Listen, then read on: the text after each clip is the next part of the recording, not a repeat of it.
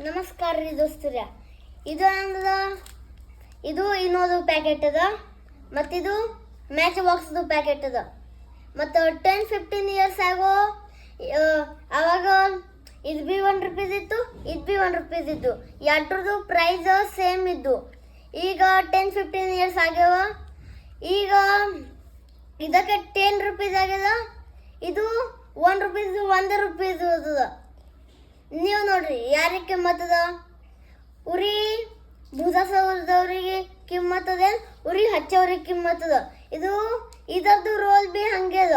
ಊರಾಗ ಹೊಟ್ಟೆಗ ಆಸಿಡಿಟಿ ಆಗಿದ್ದು ಉರಿ ಹತ್ತದಂಗೆ ಅಲ್ಲ, ಅದು ಭೂಸಾಸದ ಕೆಲಸ ಮಾಡ್ತದ.